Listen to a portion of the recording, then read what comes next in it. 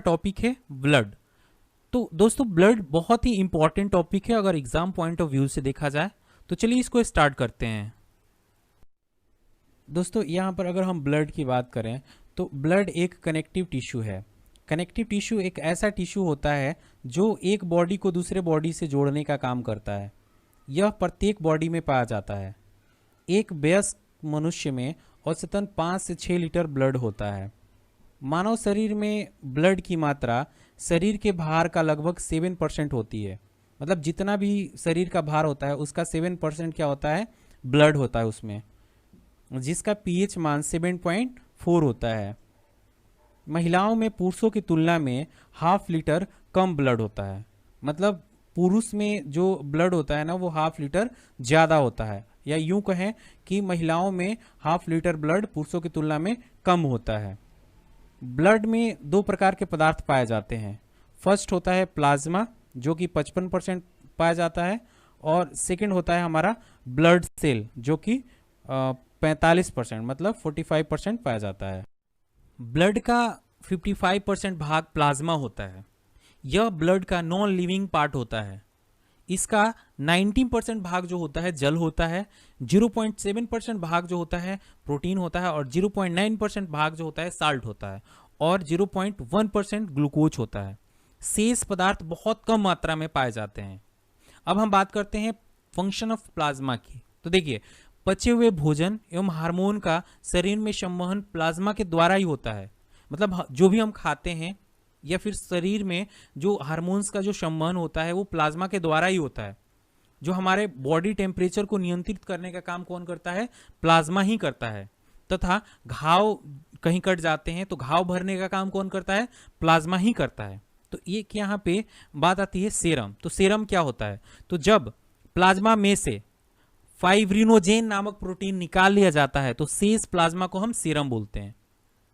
क्या क्या निकाल लिया जाता है, फाइब्रिनोजेन नामक प्रोटीन जब हम निकाल लेते हैं प्लाज्मा में से तो शेष जो प्लाज्मा बच जाता है ना उसको हम क्या बोलते हैं, सेरम बोलते हैं। ठीक है, अब हम पूछते हैं कि फाइब्रोजेनक नामक प्रोटीन क्या होता है, इसका वर्क क्या होता है। तो देखिए, इसका वर्क होता है ब्लड का थक्का जमने में ये मदद करता है। क्या करता है, जो भी हमारे ब्लड में थक्का जमने का काम होता है ना वो इसमें मदद करता है। अब हम बात करते हैं ब्लड सेल की।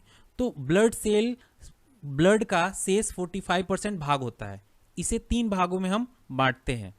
कौन कौन से होते हैं, फर्स्ट होता है हमारा आरबीसी जिसको रेड ब्लड सेल बोलते हैं, सेकेंड होता है हमारा डब्ल्यूबीसी जिसको व्हाइट ब्लड सेल बोलते हैं, और थर्ड होता है हमारा ब्लड प्लेटलेट्स, इसको प्लेटलेट सिंपल हम बोलते हैं।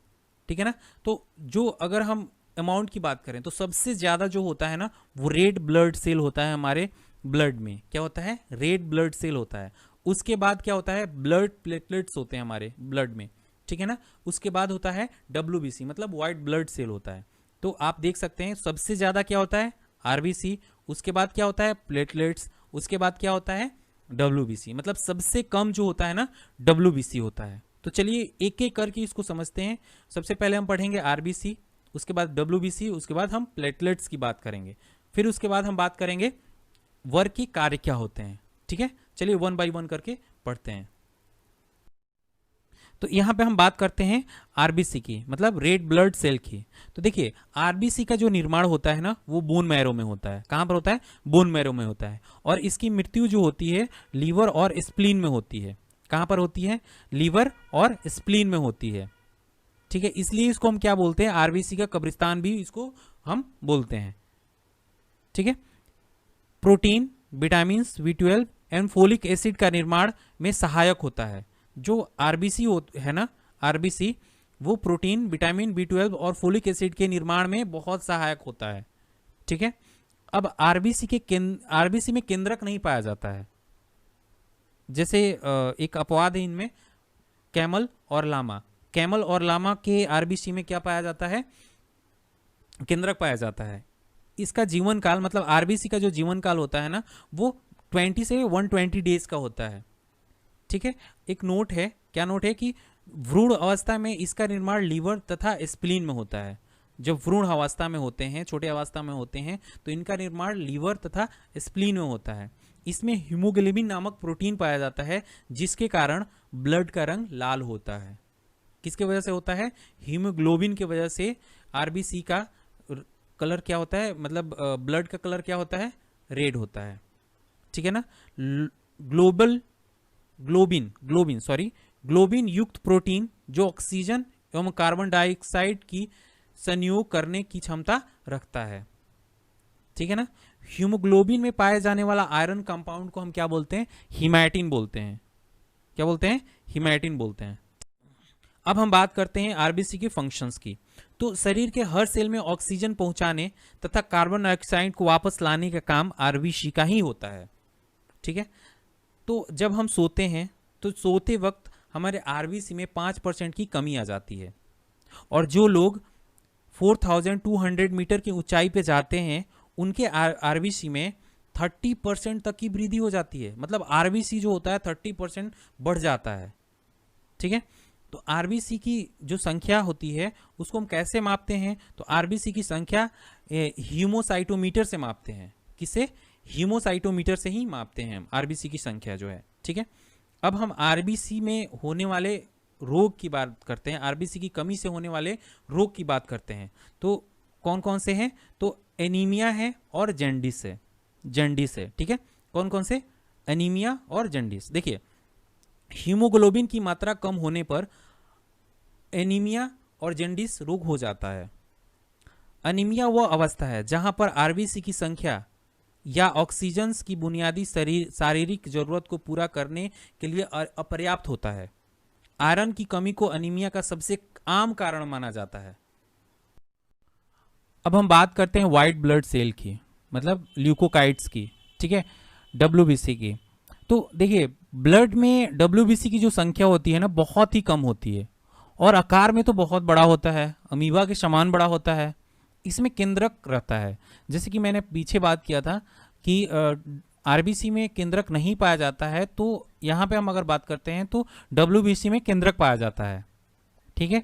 इसका निर्माण जो होता है ना, बोन मैरो, लिम्फ नोड और कभी कभी लीवर और स्प्लीन में भी होता है। इसकी जो मृत्यु होती है ना, वो कहाँ होती है? ब्लड में ही हो जाती है। तो इसकी मृत्यु ब्लड में हो जाती है। ठीक है। इसका जीवन काल जो होता है 2 से 4 दिन का होता है।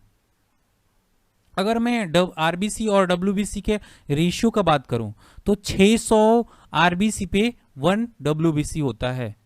600 आरबीसी में एक क्या होता है? डब्ल्यूबीसी होता है। ठीक है। अब इसके मुख्य कार्य के बारे में हम बात करते हैं।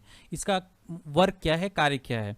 तो इसका जो मुख्य कार्य होता है, जो हमारे शरीर होते हैं ना, तो शरीर के रोगों के संक्रमण से बचाना है। तो इसका मुख्य कार्य शरीर के रोगों के संक्रमण से बचाना तथा इम्यून सिस्टम को बढ़ाना है। जो हमारे शरीर में इम्यून सिस्टम है उसको क्या करते हैं? इंक्रीज करते हैं, बढ़ाते हैं। ठीक है। यदि बाहर से किसी रोग के कीड़े हमारे शरीर में घुस जाते हैं तो इसके इर्द गिर्द घेरा डालकर ये उसको नष्ट कर डालता है। मतलब डब्ल्यूबीसी क्या करता है? उस कीड़े के अंदर उसके चारों तरफ घेरा डाल के उसको नष्ट कर देता है।